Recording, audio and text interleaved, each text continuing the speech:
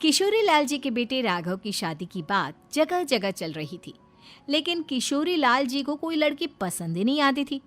और उसकी एक ही वजह थी, किशोरी लाल जी का लालची होना। उनको लड़की वालों से मोटा दहेज चाहिए था और इसी चक्कर में एक दिन वो एक बहुत पैसे वाले के घर अपने बेटे का रिश्ता लेकर पहुंचे। उस आदमी का नाम था ओम प्रकाश। देखिए किशोरी लाल जी, मेरी एक ही बेटी है और मेरी सारी संपत्ति जायदाद सब कुछ मेरी बेटी नैना का ही है।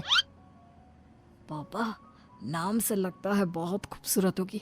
कितना अच्छा नाम है ना, नैना। ओ, वैसे बात तो सही है आपकी। अब इतना पैसा है, जमीन जायदाद है, इकलौती बेटी, आप भी क्या करेंगे? सब कुछ उसे ही देंगे ना। बिल्कुल ठीक पहचाना आपने। बस बेटी की शादी और सारी जायदाद उसके नाम। पापा, बिना देखे हाँ कर दीजिए ना। इतना अच्छा रिश्ता फिर कहाँ मिलेगा?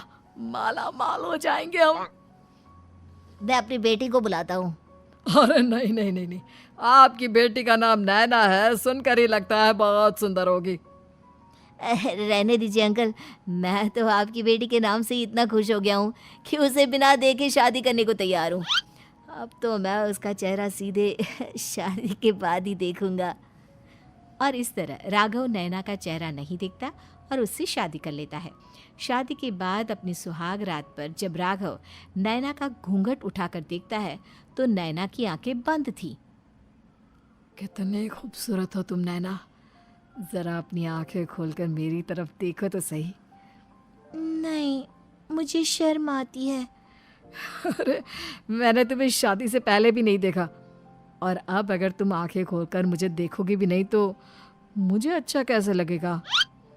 इससे पहले कि नैना अपनी आंखें खोलकर राघव की तरफ देखती, अचानक से लाइट चली गई और राघव नैना को पूरी तरह से देख भी नहीं पाया। अगली सुबह नैना राघव के लिए नाश्ता बनाकर लेकर आई।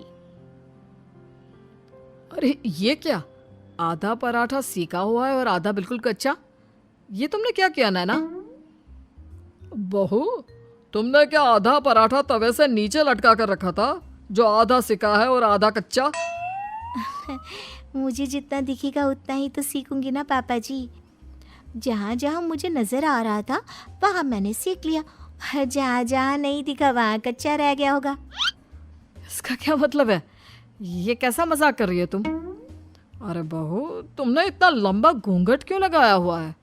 देखो, हमारे घर में बहुओं को बेटी की तरह रखा जाता है, और फिर तुम तो इतना सारा माल लेकर आई हो।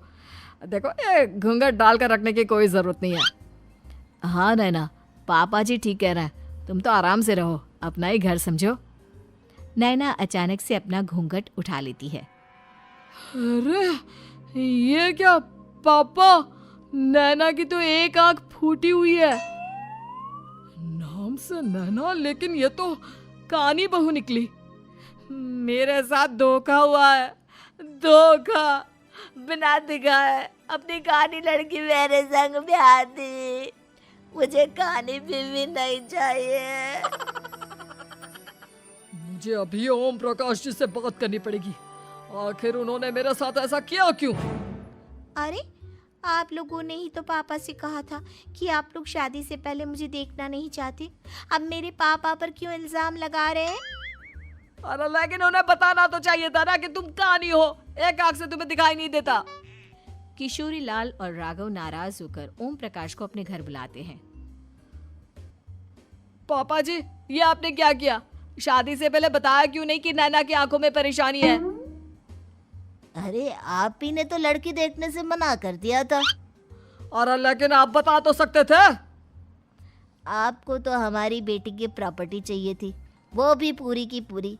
अब क्या हुआ अगर उसे आधा दिखाई देता है? प्रॉपर्टी तो आपको पूरी मिल गई ना। अरे ये क्या बात हुई? मेरी शादी प्रॉपर्टी से नहीं, आपकी बेटी से हुई है। अब ये तो पहले सोचना चाहिए था। तब तो मेरी प्रॉपर्टी देखकर तुम्हारी जुबान लप लपा रही थी। लेकिन मैं कानी लड़की को अपनी बीवी बनाकर नहीं रख सकता। पापा, कुछ करिए ना आप। हाँ, करता हूँ। देखिए ओम प्रकाश जी, आप हमारे साथ ऐसा नहीं कर सकते। और तुम देखो, अगर तुमने मेरी बेटी से शादी तोड़ी ना तो जो भी प्रॉपर्टी मैंने तुम्हें दी है वो तो पूरी की पूरी वापस ले ही लूँगा और आधी प्रॉपर्टी तुम्हारी भी लूँगा। अरे मेरी आधी प्रॉपर्टी भला क्यों लेंगे आप? इसलिए क्योंकि मेरी बेटी को आधा नजर आता है और उसकी नजर अभी तक तुम्हारी आधी जायदाद पर ही पड़ी है। अब तुम उसे घर से निकालोगे तो कुछ तो लेकर जाएगी ना। और अगर हम आपकी बेटी को अपने घर की बहू बना कर रखे तो? तो तुम्हारी पूरी प्रॉपर्टी तुम्हारी ही रहेगी और जो मैंने तुम्हें दिया है ना उसमें से बस मैं आधा लेकर जाऊंगा। अरे लेकिन अब आप अपनी दी हुई प्रॉपर्टी में से आधी वापस क्यों लेकर जाएंगे?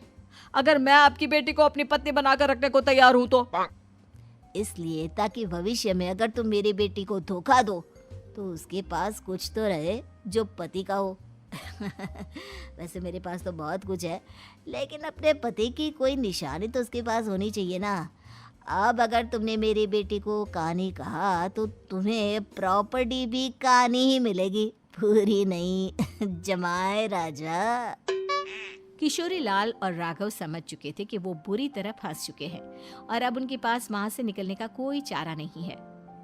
अब समझ में आया ना, लालच बुरी बला होती है। एक तो तुम्हें प्रॉपर्टी मिली, ऊपर से बीवी मिली, उसमें तुम्हें नखरे भी दिखाने हैं। आए बड़े, चुपचाप बैठो दोनों। कुछ दिनों के बाद नैना राघव की कार लेकर बाजार घूमने निकलती है और जब कार लेकर वापस आती है, ये क्या? एक तरफ से मेरी गाड़ी पूरी खराब हो चुकी है।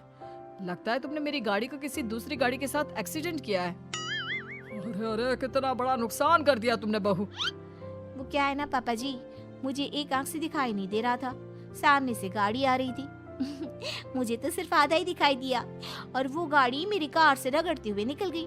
अब मैं क्या करूं बताओ? आप इसे ठीक कराने के पैसे कौन देगा? तुम्हारे पापा? तुमने मुझसे इस तरह से बात की? अभी रुको। नैना राघव की शिकायत ओम प्रकाश को कर देती है। देखो राघव, अब जो मेरी आधी प्रॉपर्टी तुम्हारे पास थी ना उसमें से आधी और मैं लेकर जाऊंगा क्योंकि तुमने मेरी बेटी को डांटा। अरे नहीं नहीं पापा जी, गलती हो गई, माफ कर दो। गलती की तो कोई गुंजाइश ही नहीं। अगली बार मेरी बेटी को डांटा तो बची हुई आधी में से आधी और ले जाऊंगा। लालच के चक्कर में हम दोनों ने बहुत बड़ी गलती कर दी बेटा। एक तो तुम्हें कानी बहू मिली और ऊपर से जो माल मिला वो भी काना। इस तरह राघव की हर एक गलती पर ओम प्रकाश उसकी प्रॉपर्टी का आधा आधा हिस्सा लेकर अपना सारा माल वापस ले गया और राघव को कानी बीवी से काम चलाना पड़ा। भाई लालच वाकई में बुरी बला है।